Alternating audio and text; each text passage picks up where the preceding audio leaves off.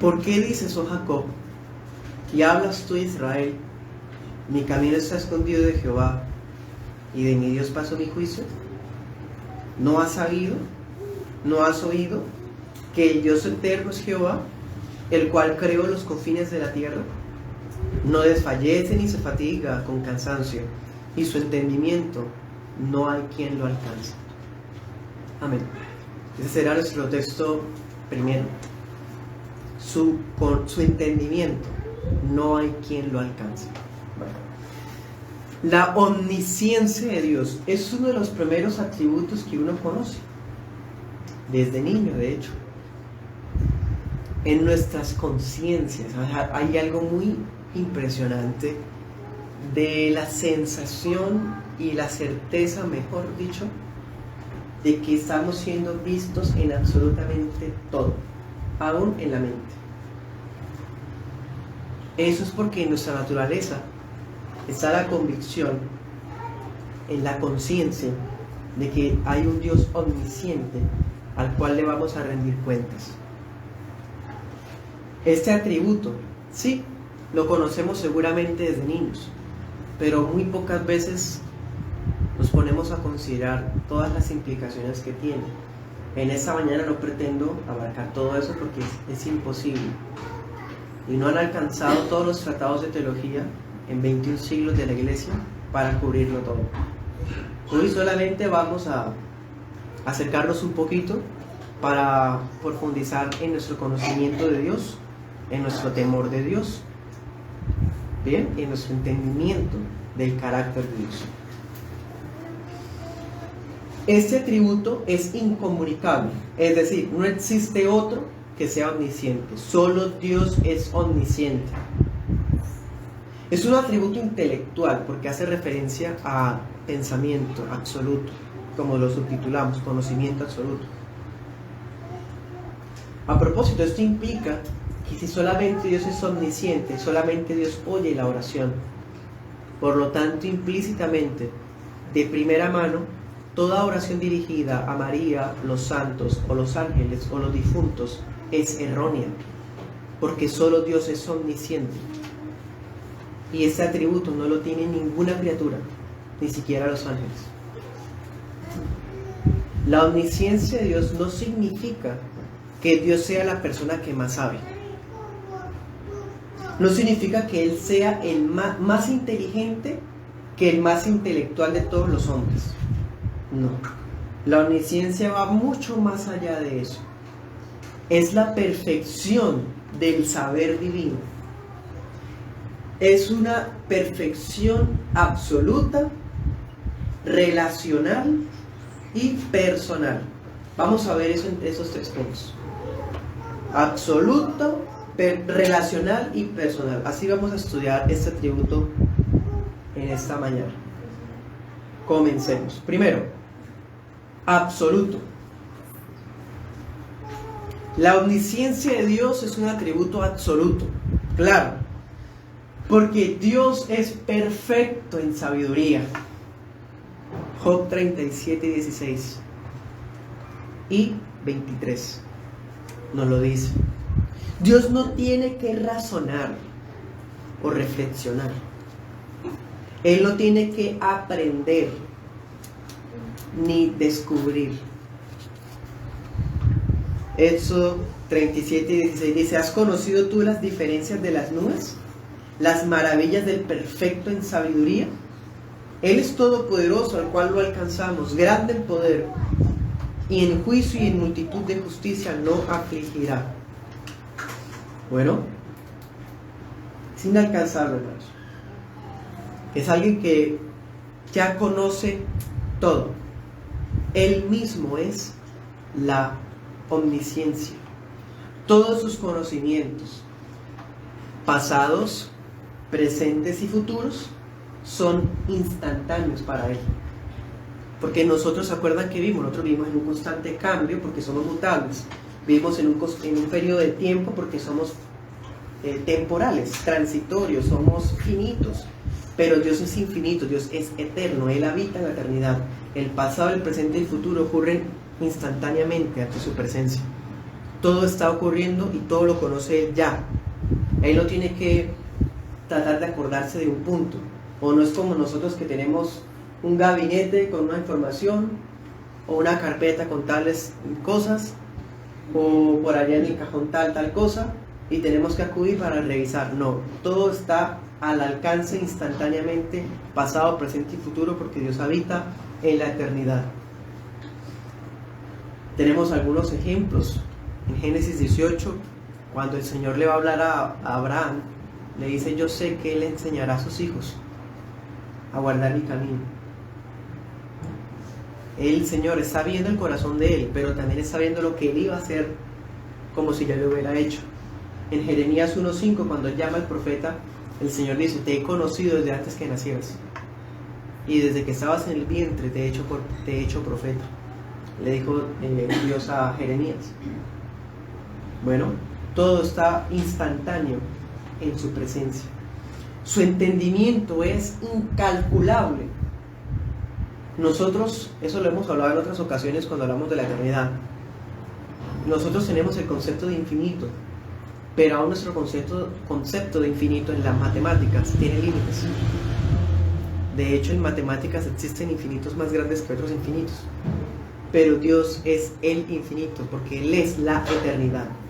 Por lo tanto, su entendimiento no puede numerarse. Salmo 147:5. Si quieren, vayamos todos para allá. Salmo 147:5. Como es una predicación tan profunda, hermanos, vamos a ir a bastantes versículos, seamos muy ágiles. 147:5 dice: grande es el Señor nuestro, y de mucho poder, y su entendimiento es infinito. Ahí vemos la omnisciencia. A propósito, si vamos a buscar en la Biblia omnisciencia, no está en la Biblia. Algunas sectas dicen que la Trinidad no es bíblica porque esa palabra no está en la Biblia. Pues ellos estarían diciendo que Dios no es omnisciente porque la Biblia no dice que Dios es omnisciente. Ese es el problema de ser biblicistas, de exigir que la Biblia diga textualmente las cosas para creerlas. Eso está mal. Eso es ser biblicista, pietista, está mal. Realmente, la Biblia no dice la palabra omnisciencia, pero lo que implica está en la Biblia. La Biblia no dice Trinidad, pero lo que implica está en la Biblia. Dios es trino y Dios es omnisciente. Bueno, dice ahí, su entendimiento es infinito. Porque cuando hablamos de omnisciencia, estamos hablando de todo conocimiento, todo entendimiento. Él todo lo sabe. No existe error, laguna. ¿Saben qué se refiere a laguna? Como cuando uno se le olvida algo, o uno dice: uy, esa parte no sé. Dios no tiene laguna. Dios no necesita o no tiene suposiciones. Vamos a ver qué pasaría si tal cosa. No. En Él no hay incertidumbre. ¿Será que esto sí? Vamos a ver de pronto. El conocimiento de Dios es absoluto porque no existe en Él nada de estas cosas. Por ejemplo, nosotros podemos salir una noche estrellada y mirar a los cielos, o caminar por las playas, o por algún sector donde haya arena, y podemos contemplar los astros del espacio y podemos inferir que las estrellas son infinitas porque no podemos contarlas. Nosotros podemos ver un manojo de arena o la arena en su totalidad de las playas y decir: los granos de arena son infinitos. Pero es porque nosotros no podemos contar su número. Pero como Dios creó cada pequeña molécula, como Dios creó cada estrella colosal, Él sí conoce su número. Por lo tanto, para Dios no existe nada infinito. Solo infinito es Él. Para Dios no existe el infinito. Nada es infinito. Nada es infinito fuera de Él. Ni para Él nada es infinito. De hecho, Isaías 40:26 dice, Él llama a cada estrella por su nombre. Cada estrella tiene un nombre que Dios le puso. Y todas las llama.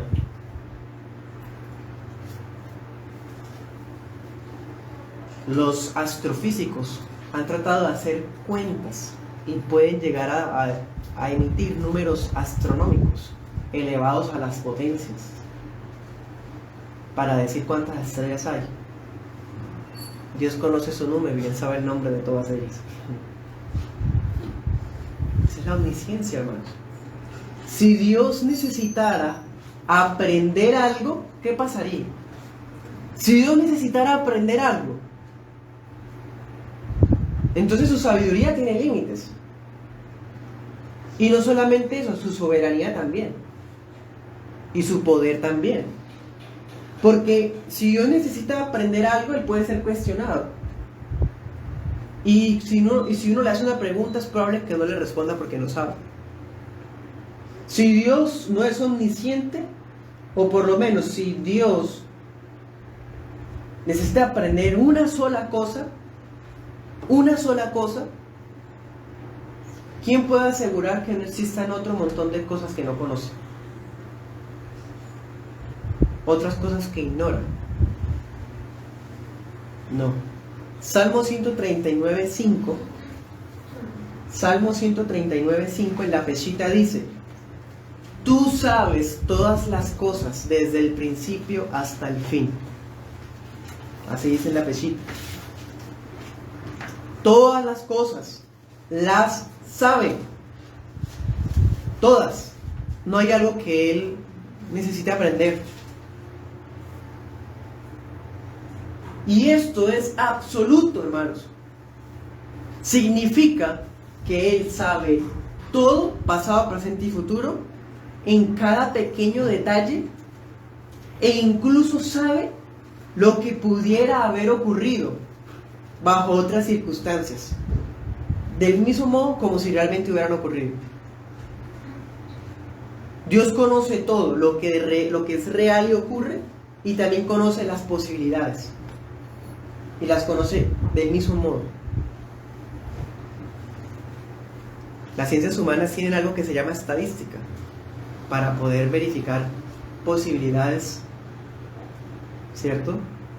¿Qué pasaría o cuánto ocurriría si tal cosa? Y aún así, al enumerar nuestras alternativas, no sabemos todas las alternativas posibles, pero Dios sí. Sin que esto signifique que existen muchos mundos, o que existen muchos universos, como algunas sectas ahora están diciendo. Primera de Samuel 23:12, el rey David se encuentra, bueno, en ese momento no era rey, David se encuentra en una ciudad a la que él ayudó, pero como Saúl lo estaba persiguiendo, que Saúl era el rey en ese momento, Saúl viene a esa ciudad para capturar a David. Y David ora al Señor y le pregunta: Señor, ¿ellos me van a entregar? Y el Señor le dice: sí, te van a entregar. Entonces David aprovecha eso para huir y se va de allá. ¿Ven?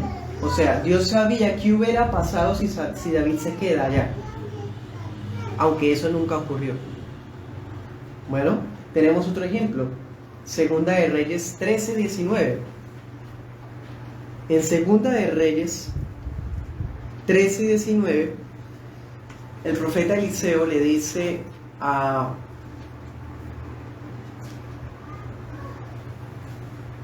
Hazael, rey de Siria, bueno, en ese momento no era rey, pero Eliseo le dice: Dios me mostró que tú vas a ser el rey de Siria y que vas a hacerle esto y esto y esto a Israel.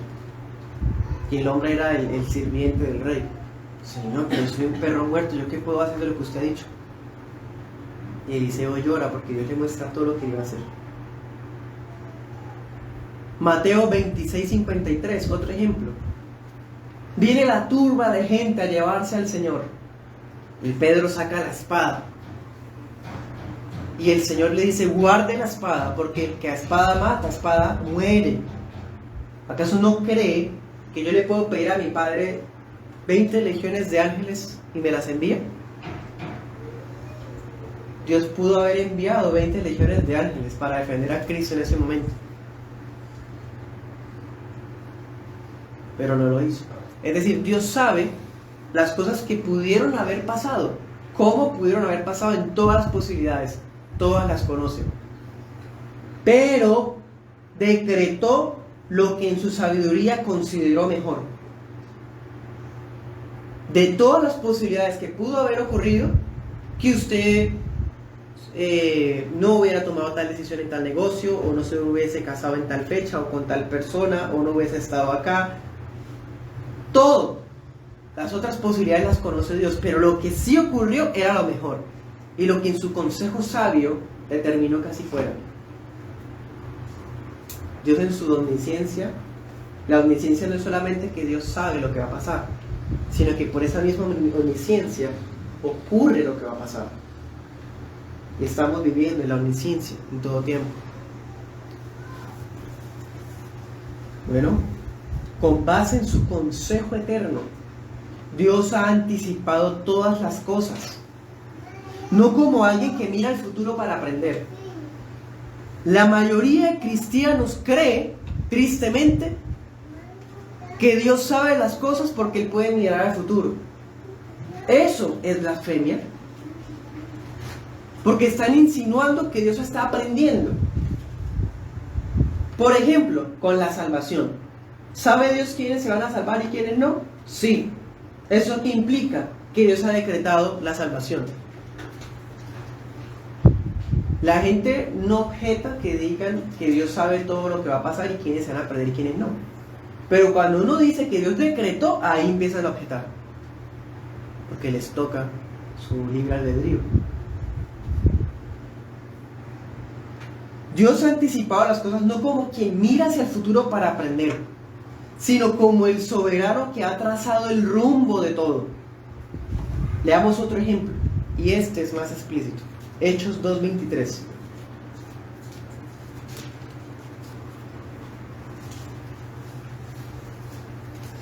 Aquí está orando Pedro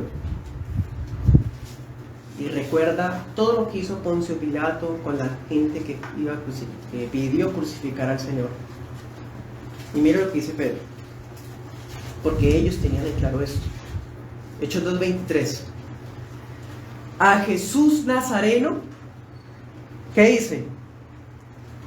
¿Quién fue el que entregó a Jesús? ¿Los judíos o los romanos? ¿Será que venció a Satanás? Dice, a Jesús Nazareno, entregado por el determinado consejo y anticipado conocimiento de Dios. Prendisteis, o sea, lo arrestaron, y matasteis por manos de inicuos, crucificándole. Dios sabía, pero más que eso, Él trazó que eso ocurriera. No se trata de que Él sabe lo que va a pasar, es cierto, pero es más que eso. Él sabe lo que va a pasar y Él decreta lo que va a pasar. Él no sabe lo que va a pasar porque mira el futuro. Él sabe lo que va a pasar porque Él fue el que lo decretó. ¿Y aquí qué dice? Cristo fue entregado por el consejo determinado y el anticipado conocimiento de Dios. Eso es omnisciencia.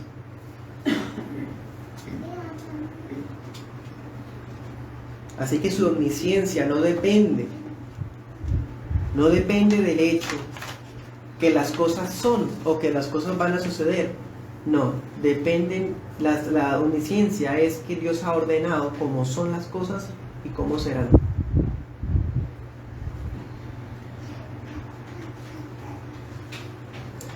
Desasociar la verdad de que Dios todo lo sabe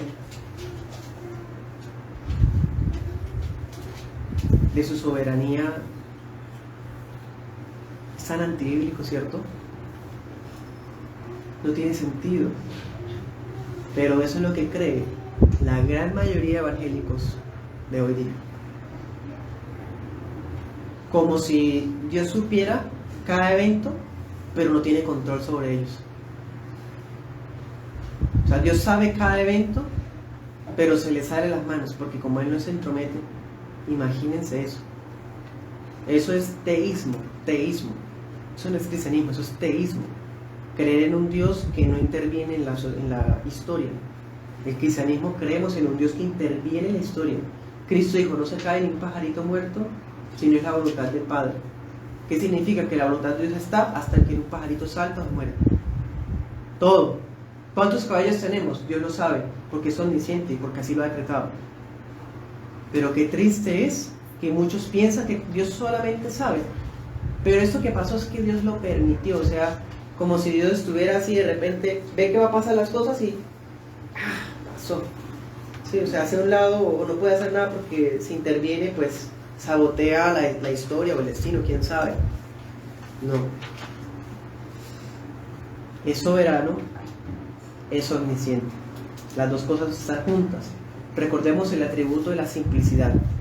Si Dios es simple, significa que cada atributo están todos en uno. Su soberanía es omnisciente y su omnisciencia es soberana. Más ejemplos. En el Antiguo Testamento Dios usaba a los profetas para decirle al pueblo qué iba a hacer y por qué. Podemos ver en Isaías, Dios les dice al pueblo, Asiria es la vara de mi furor. ¿Qué está queriendo decir? Que Asiria era un pueblo sanguinario, terrible, mató miles de personas y Dios dice, era mi vara. En otras palabras, mi instrumento para traer juicio a las naciones paganas. Así que Asiria, con toda su voluntad y responsabilidad, estaba siendo utilizada por la mano gobernadora de Dios. No es que Dios haya permitido que Asiria hiciera o tal cosa, no, Dios decretó y utilizó a Asiria para cumplir su voluntad.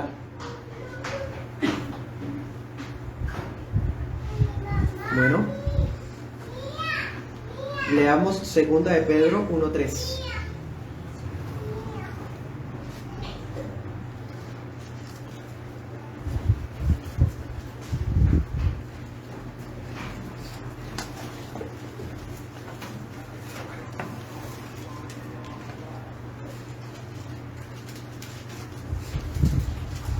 A propósito, quería ponerles otro ejemplo de ahorita, de que Dios sabe lo que pudo haber ocurrido. En Segunda de Reyes hay otro caso, los que han leído en la Biblia saben que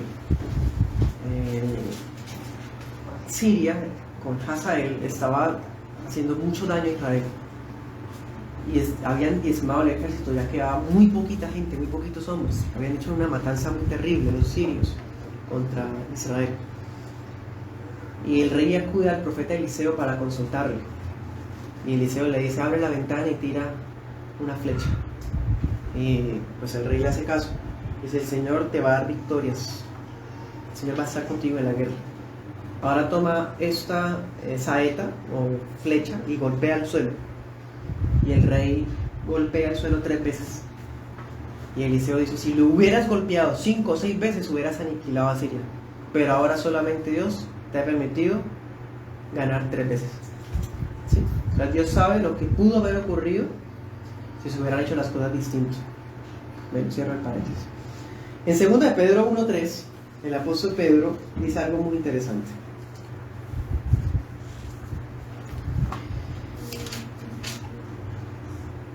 Todas las cosas que pertenecen a la vida y a la piedad, ¿qué?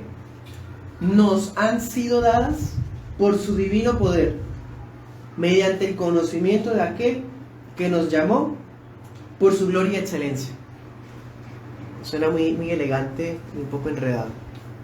Pero aquí lo que está queriendo decir, en pocas palabras, es que Dios no solamente determina los hechos de la naturaleza o de la historia que van a ocurrir, sino que asimismo Él determina el destino de los hombres.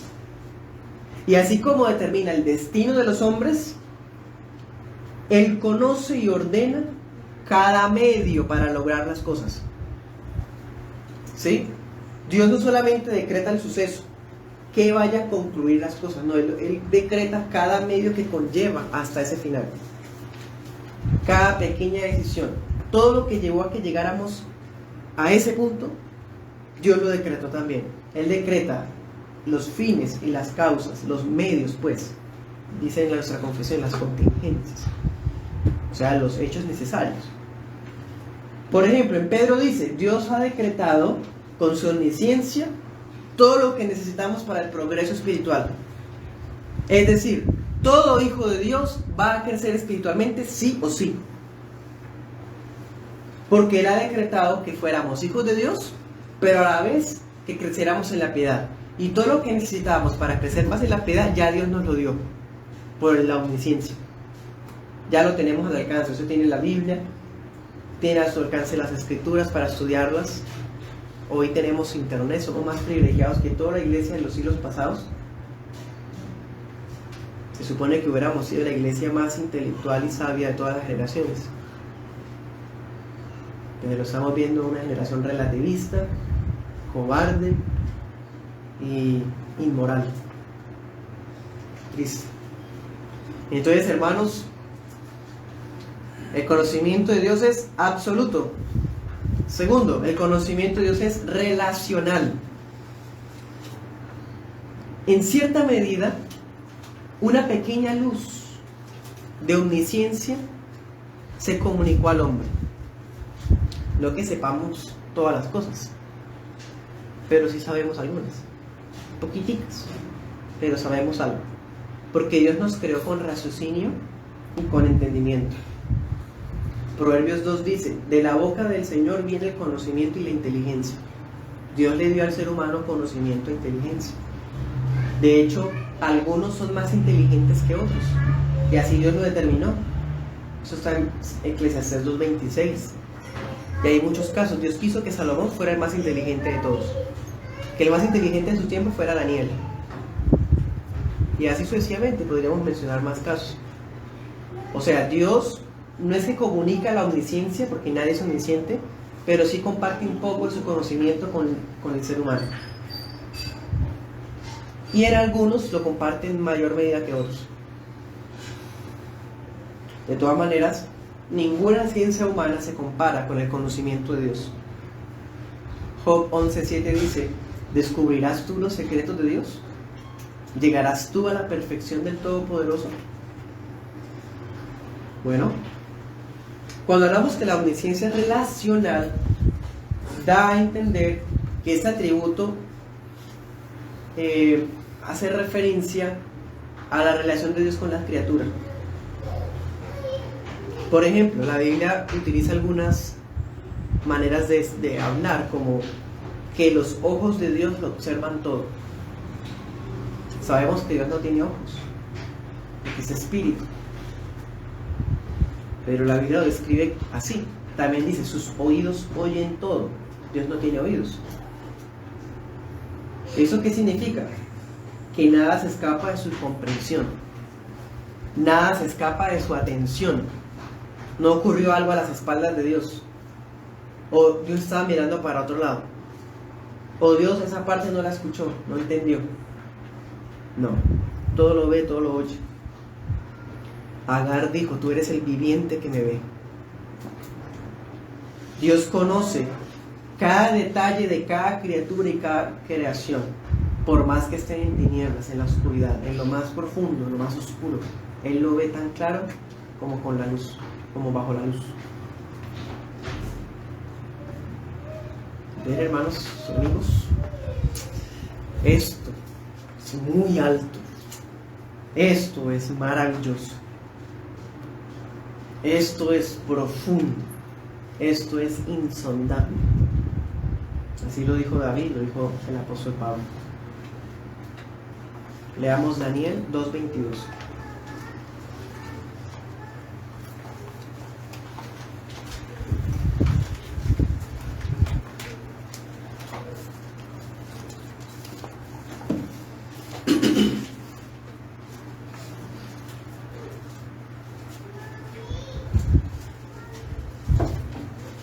Y miren, cuando Él quiere hacer esto, Él revela lo profundo y lo escondido.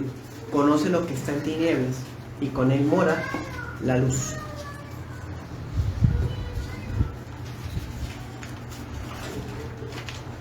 ¿Ven? David dijo en Salmo 139 esto: no me llega aún la palabra a la lengua cuando tú, Señor, ya la sabes toda. ¿Sí? Eso es otra muestra de la omnisciencia. Dice Isaías 65: antes de que me pidan, yo los habré escuchado. Porque su omnisciencia es relacional, nos conoce tal cual, todo, lo más íntimo, lo más profundo, nuestros anhelos, nuestras inquietudes.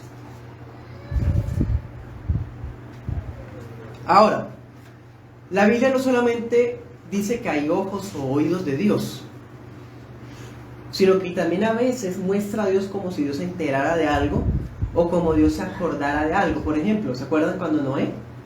Y se acordó Dios de Noé, dice por allá en Génesis 8. Y hay otros pasajes, Ezequiel 8, Jeremías 7 y bueno, etc. Hay muchos versículos que pareciera como si Dios se estuviera enterando de algo o se estuviera acordando de algo. Hermanos, eso juntamente con el tema de los ojos y los oídos se llama antropomorfismos. Antropomorfismos. Es un recurso literario. Es que Dios en su gracia condescienda a nuestro lenguaje, a nuestras vivencias. Por ejemplo, si le vamos a explicar a nuestros hijos que Dios es omnisciente, ¿cómo le diríamos? Hijo, Dios ve todo con sus ojos, Dios escucha todo con sus oídos. O sea, es como si nos hiciéramos al mismo nivel de la persona para que nos pueda entender qué queremos decir. Y no porque Dios tenga ojos y oídos, no porque Dios se acuerde de algo, se enteró de algo, no, sino que es un lenguaje para nuestra facilidad, para que conozcamos el carácter de Dios y su forma de relacionarse con la humanidad. Dios se acordó de Noé, se refiere a que Él quiso visitarlo en ese preciso momento, porque así lo había determinado. Bueno, entonces, hermanos, si nos comparamos con Dios, somos menos que nada, dice Isaías. Hablemos un poquito de nosotros. ¿Somos omniscientes por lo menos con nosotros mismos?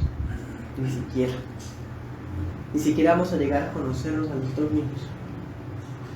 Muchas veces vamos a actuar de manera que ni pensábamos que actuábamos así. Ni siquiera sabemos lo que nos compone en cada átomo, molécula, célula. Cuán pobre es la criatura en comparación, que ni siquiera puede llegar a nunca conocerse completamente a sí mismo. Ignoramos nuestra composición, nuestras capacidades, hay cosas que somos capaces de hacer pero no sabemos. Tenemos tantas ignorancias, tantos defectos. Nosotros podemos conocer las cosas en la medida en que podamos sentirlos con los órganos de los sentidos, ¿no?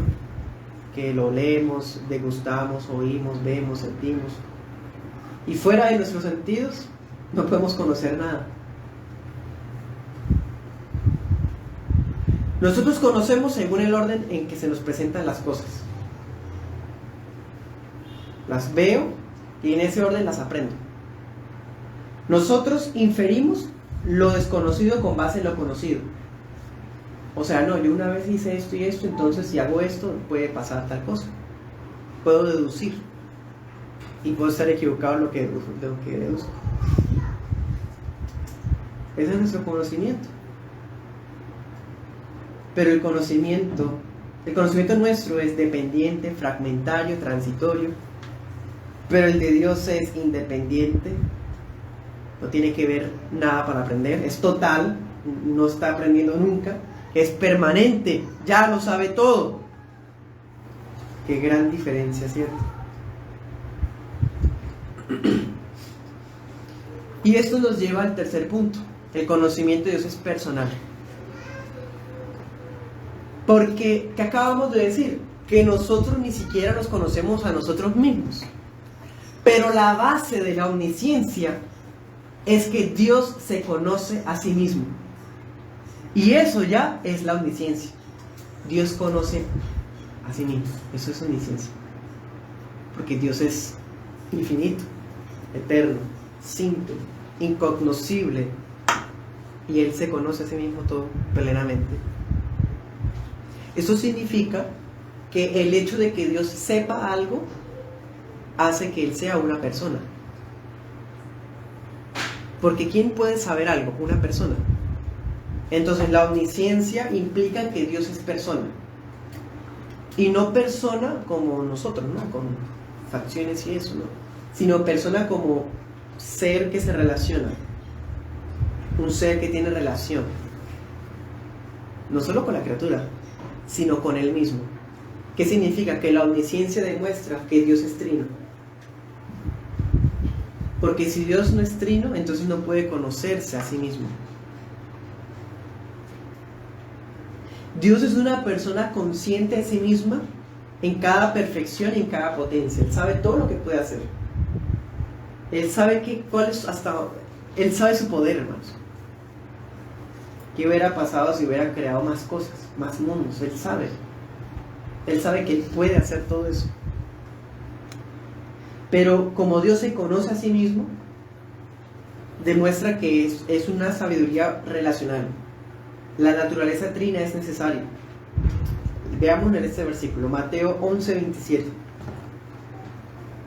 Por eso, rechazar la doctrina histórica ortodoxa de la Trinidad no solamente es herejía, sino que también es blasfemia. Y muestra que esa persona está adorando a un Dios falso. Mateo 11:27 dice Jesús: todas las cosas me fueron entregadas por mi Padre. ¿Y qué más dice? Nadie conoce al Hijo sino el Padre. Solo el Padre puede conocer a Cristo en todo. Ni al Padre nadie lo conoce sino ¿quién? El Hijo. Solo el Hijo conoce al Padre. ¿Ven? La omnisciencia se basa en la Trinidad. Cada persona, cada subsistencia de la Trinidad se conoce a sí misma.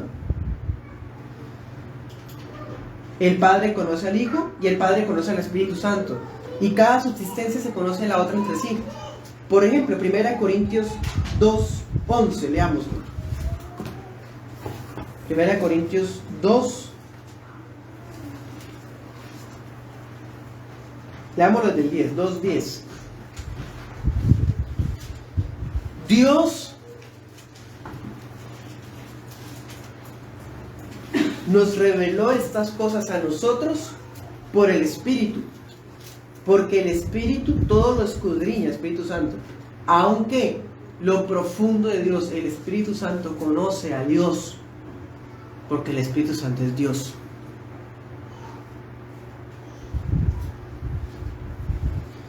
Entonces, el Espíritu Santo es omnisciente. El Padre es omnisciente. Y es más, el Hijo, como es Dios, también Jesús es omnisciente. Isaías 11 dice que el Mesías fue ungido con espíritu de conocimiento. Juan 2:21 dice que no necesitaba que nadie le dijera nada de otro, porque ya sabía todo lo que había en el corazón del hombre. Apocalipsis 2:23 dice que Jesús escudriña lo más profundo de cada persona. Eso lo hace Dios. Colosenses 2 dice: en Él se encuentran escondidos todos los tesoros de la sabiduría y del conocimiento en Cristo. Porque Cristo es omnisciente.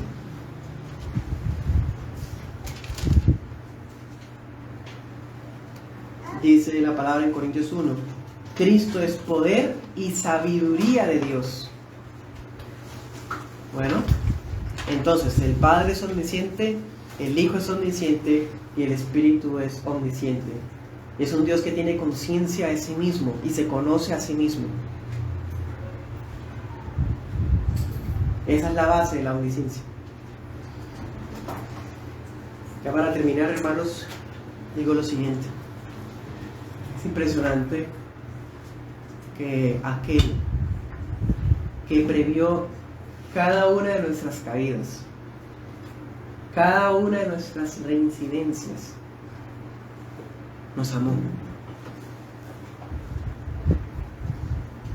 con su gracia, para que pudiéramos deleitarnos en adorarlo.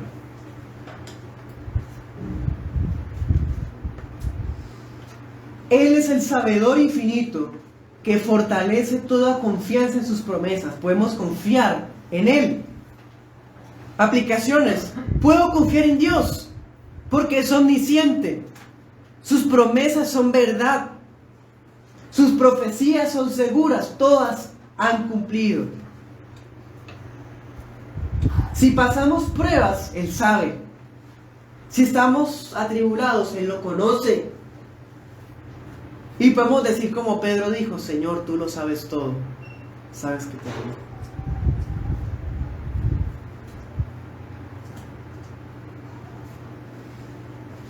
Ese atributo es un gran consuelo para el cristiano, para el Hijo de Dios, un Dios que sí lo ve todo y siempre está ahí.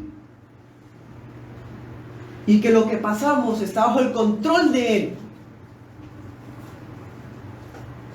Ese atributo también nos incentiva a orar. Salmo 34:15 dice: los ojos de Jehová, los oídos de Él están atentos a nuestro clamor. El hecho de que sea omnisciente Dios significa que yo puedo orar con todo a Él, porque Él me va a entender todo, me va a escuchar. No es como algunos que dicen: pues si Dios ya lo sabe todo, ¿para qué oramos? Eso solamente lo objetaría alguien, no sé qué decirle, rebelde a la palabra. La oración no es para mantener informado a Dios. Señor, te cuento, mira, esta mañana me pasó esto y esto, ¿sabías qué tal cosa? Te cuento que... La oración no es para mantener informado a Dios. La oración no es para que Dios cambie el consejo. Señor, te pido que tal cosa, si tú tienes este plan, cámbialo. Si me gustaría que tal... Hermano, lo que está decretado, es el consejo eterno. Dios no va a mutar por nuestra oración. Pero el consejo de Dios ha determinado que nosotros necesitamos orar. Y que muchas de las cosas que van a ocurrir están determinadas también por la oración. Así Dios lo ha decretado. Él decreta, recordemos, Él decreta los medios y también lo que se concluye. Y la oración muchas veces es un medio. Hay cosas que Dios nos ha prometido si oramos. Y si no la hemos tenido es porque no hemos orado. Y no porque oramos cambiamos las cosas, sino porque Dios ha determinado que la oración sea el medio para conseguir lo otro. Estamos orando para que la iglesia crezca. Estamos orando para que nuestros familiares y nuestros hijos inconversos, impíos, se arrepientan, se conviertan. Entre más oramos, más puede venir lo que estamos pidiendo. Porque Dios ha dicho que debemos orar para que tal cosa ocurra. Así lo ha determinado el Señor.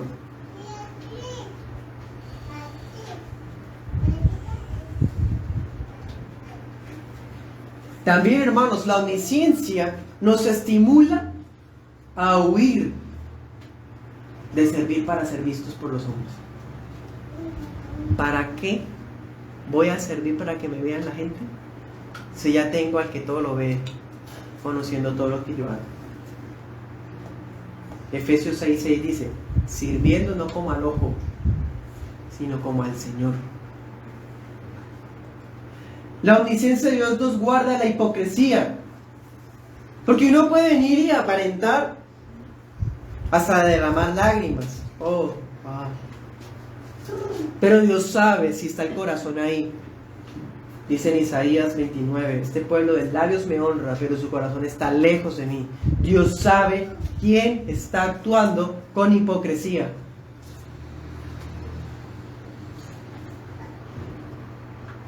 Estar al tanto que Él sabe lo que cada uno pensamos, lo que cada uno deseamos internamente en lo más recóndito del corazón, también nos debe llevar a escapar del pecado secreto.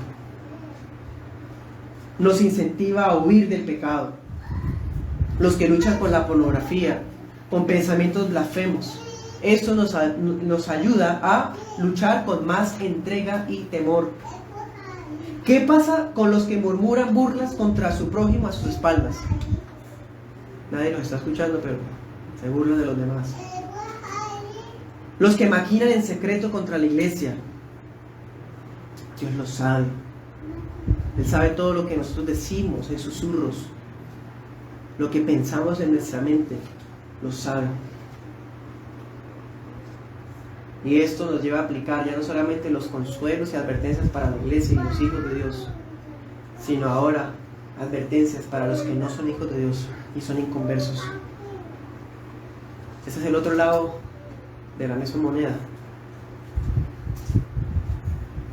El hecho de que Dios sea omnisciente fue lo que necesitó que Cristo viniera a morir por nosotros. Porque Dios no puede olvidar nada de lo que hemos hecho. Por eso tenía alguien que pagar por eso. Eso significa que el hecho de que Dios no puede olvidar ni puede pasar por alto ningún pecado significa que la única manera de que Dios perdone a alguien es por medio de la fe de Jesús. Claro, porque si no creen aquel en quien murió para expiación, entonces el Dios omnisciente no ha olvidado nada de lo que ha hecho, o lo que ha pensado, o ha tenido por allá en lo más profundo. Esto hizo necesario que el Verbo se encarnara, que se entregara en la cruz. Dios no actuó solamente bajo la fidelidad de sus promesas o los juramentos del antiguo pacto cuando envió a su Hijo, sino también porque había establecido la muerte de un inocente como la única forma de expiar los pecados del mundo. En otras palabras, Dios no perdona basado en el olvido.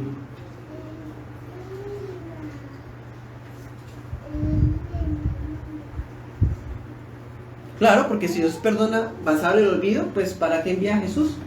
Si hubiera esperado unas edades y siglos y un día se le olvidan los pecados. Cuando se le olvide, pues ya los perdona a todos y todos serán hijos de Dios. No, como eso no es cierto, esa herejía universalista es falsa, entonces era necesario que Cristo viniera, porque Dios no perdona con base en el olvido, porque Él es omnisciente. No existe otra manera de hallar perdón de pecados o justificación, sino solo por la fe de la sangre del Hijo de Dios. ¿Y esto por qué? Porque Dios es omnisciente. Irónicamente, el pecador se consuela a sí mismo, afirmando que Dios no conoce lo que Él hace. Salmo 73:11 nos muestra al pecador diciendo: Él no ve, Él no sabe.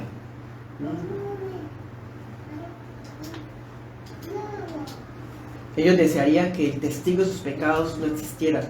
Por eso el ateísmo, esa es la base del ateísmo. Es la oportunidad para ellos sentir que no hay alguien que los escudriña, alguien que los va a juzgar por cada acción. Entonces prefieren extirpar a Dios de sus pensamientos para hacer como cada quien le parece. Pero un día el Dios omnisciente se acordará de cada cosa. No hay nada que podamos hacer que quede a escondidas de Dios, y todo lo que sembramos, eso recogeremos. Adán y Eva, cuando pecaron, se escondieron en el Edén. Dios los vio. Cuando Caín mató a Abel, lo hizo a escondidas, a solas, ellos en el campo. Dios los vio. Cuando Sara se rió de lo que Cristo estaba prometiendo, por allá escondida, escuchando, chismoseando lo que hablaban con su esposo, y ella se rió, Dios vio. ¿Por qué se ríe Sara?, dijo el Señor. Y ella dijo: no me reí. Te reíste. Cuando Acán, el hombre que Dios dijo: destruirán esa ciudad y no tomarán nada, pero el hombre cogió unos lingotes de oro y unas ropas y las metió en la casa y las enterró bajo su casa, su tienda. Dios lo vio. Cuando David adulteró con Betsabé, ¿se acuerdan todo el plan que hizo para ahorrar lo que hizo? Planeó que su esposo estuviera con ella para que el embarazo no quedara como de él, pero como el hombre no quiso estar con su esposa porque estaba en servicio, entonces mandó una carta. Bueno, todo lo que hizo, Dios lo vio. Ninguno puede huir, ninguno podemos huir del Dios omnisciente. Así que la omnisciencia de Dios es una bellísima noticia para los hijos de Dios, pero es una malísima noticia para los impíos. El Dios que ha visto cada pecado en sus actos, susurros, impulsos, pensamientos e intenciones, Él jamás olvidará nada de esas cosas, sino que las tendrá presente por toda la eternidad y garantizará que pague por cada una de ellas con justicia infinita por no haberse arrepentido a los pies del Hijo de Dios. Por eso escrito está: terrible cosa es caer en manos del Dios viviente. Oremos.